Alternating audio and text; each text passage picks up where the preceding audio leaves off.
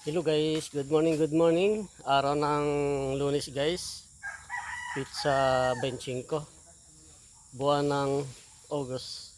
Siya nga pala guys, hindi ako pumasok ngayon. Tinatamad akong pumasok ngayon kasi ako lang mag-isa doon. Nagtrabaho kasi yung kasama ko si Rudy hindi pumasok ngayon. Gawa ng dumating daw yung kapatid niya galing sa Aklan. Hindi siya pumasok. Gawa ng may kapatid siyang dumating galing sa Visayas, sa Aklan.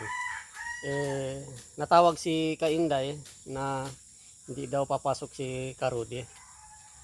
Kaya nung si Rudy ay hindi pumasok ngayon na araw, hindi na rin ako pumasok kasi tinamad na akong pumasok guys. Kasi wala akong kasama kasi kami naman talaga ni Rudy magka vibes doon. Kasi mahirap na. O nga guys, siya nga pala. Hindi ako pumasok ngayon guys kasi 'di ba ngayon, pag nasa government ka nagtrabaho or sa company, pag holiday, walang pasok. Pag nagtrabaho ka ng holiday, di double P. Kami naman guys, sa yung trabaho namin sa construction, dito kay engineer, pag holiday, pag mag-absent kami, walang bayad. Pag kami nagtrabaho, kahit holiday, ang tawag sa amin guys ay double work. Pag nasa company or sa government ay pag nagtrabaho sila pag nagtrabaho sila ng holiday ay tawag yan ay double P. Sa amin guys walang double P, double work. Ayun na nga guys, kasi ewan ko, marami naman kami, bakit ganun? Dapat pag magtrabaho ka ng holiday dapat double P, no? Bakit ganun, no? Dapat pantay, dapat hindi porke ikaw government o nasa company ka double P. Dapat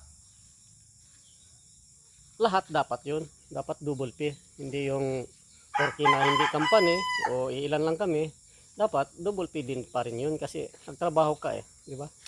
Wala tayong magawa. Di talaga guys, ngayon ay holiday, National Heroes Day. Itong araw na ito, araw ng Lunes, walang pasok.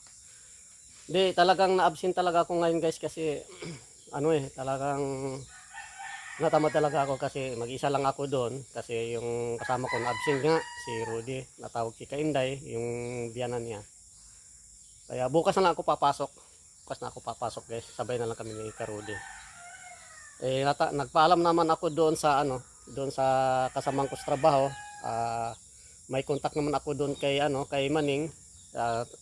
Tina-text ko naman na pakisabi na lang kay Foreman na hindi mo na kami papasok at si Rudy hindi papasok. Bukas na. Yun, andun na. Siguro yung ginagawa namin doon, ang magkakalas doon, yung kasama namin sa trabaho doon. Kasi ang kasamahan kasi namin doon sa kabilang site, wala kasi silang ginagawa doon. Alam nyo guys, talagang wala silang gagawin doon. Sila paikot-ikot lang, ganun, paikot-ikot. Wala silang ginagawa pero tuloy pa rin ang trabaho nila. Ganyan ang kabait ng engineer o foreman kasi kung halimbawa hindi sila papasukin o itigil ang trabaho nila kasi wala silang gagawin.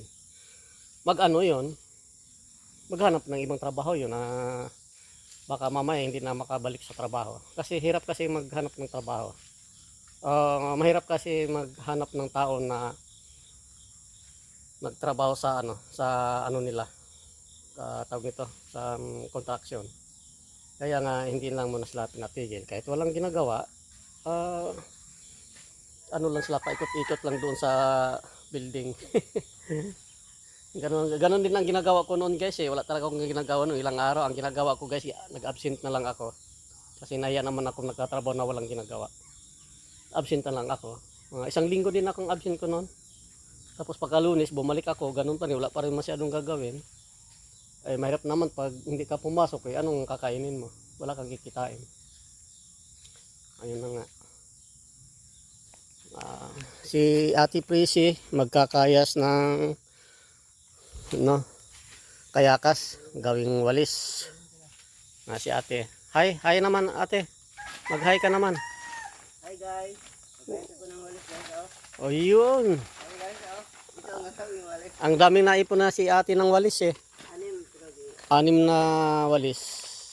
Pag bibili niyan guys, ano yan? 40. Pag sa dito sa labas, mura lang. 15 ata yun. Kasi ang ano ko guys, ang dahilan ko lang doon na hindi ako papasok, sinabihan ko lang na hindi mo na ako papasok, ayusin ko muna yung kubo ko. Yun ang dahilan ko. Yung tingnan mo yung kubo ko guys, so ano na bumabara ng pag ganun. Bumabara na ganun yung kubo ko. Wala pa kasi akong pera na pang bili ng kahoy guys. Para hindi matuluyan matumba. Habang andyan pa, hindi pa naman basta matumba agad yan. Baka makapag-ipon ako, makabili ako ng kahoy.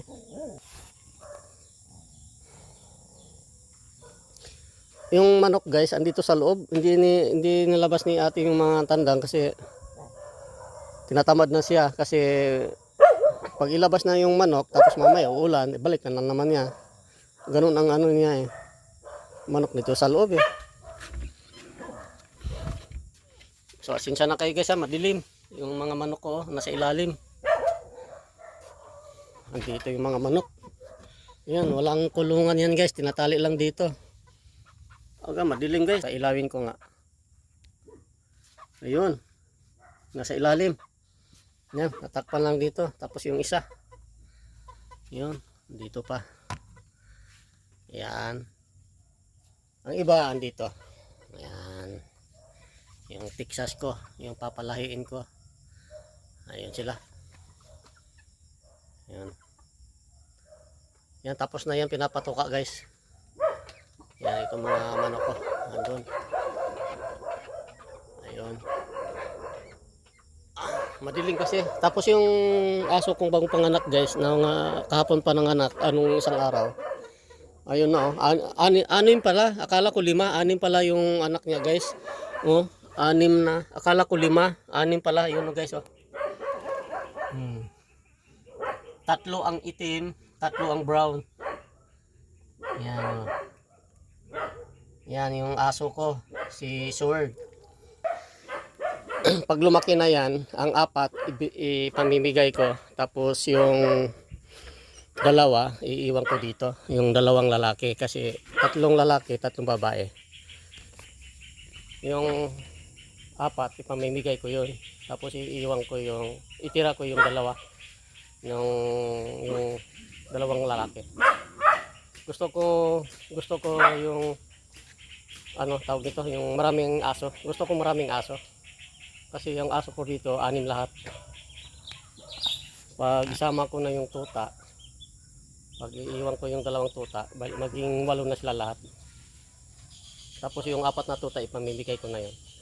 Andito na si Leon Ayun oh. Ayun na si Leon oh. Ayan, bigyan mo na. Kasi yung aso guys, si Leon, yung kanina nagbigay ng pagkain si ate, wala siya. Lumayas. Ito hindi siya kumain, walang ganang kumain. Yan, ito lang hindi nakain, walang ganang kumain. Ito hindi pa napakain to kasi umalis sa kanina eh. Ito, tapos na yung kumain yan guys, pati yung isa, andun si yung bagong nanganak, tapos na kumain yun. Ito guys, ang tawag nito yung aso kong barako guys. Si Sona. Tapos itong yung maliit ay Nunim. Nunim ang ipapangalan ko dyan kasi walang pangalan eh. Nunim. Tapos yung isa si Leon. Leon ang pangalan ko. Yung nanganak si Sword. Tapos yung isa kong asong yung buntis, ewan ko kung buntis o hindi kasi hindi pa nanganak eh. Parang naagasan yata. Ang pangalan nun si Tididing. Ito hindi pa nakain guys. Ito, ayaw kumain eh. Alam mo yun guys, lahat sa mga aso ko, iyan ang pinakatakaw. Ay, tapos ka na. Tapos ka na. Ano mo na, ihiwalay mo. Ano mo na. Kay Leon yan. Yan, aliyan.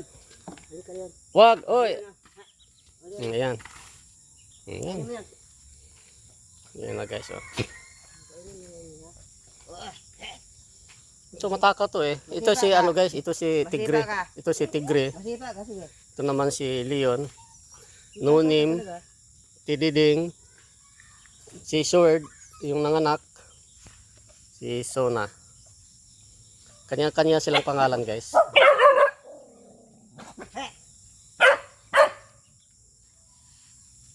Yan, si ano, ito. Baka makain siya. Kumain na. Oh, sura, kain ka sura. O yeah, iabot mo na dyan. Kain pa siya. Bigit ka talaga ha?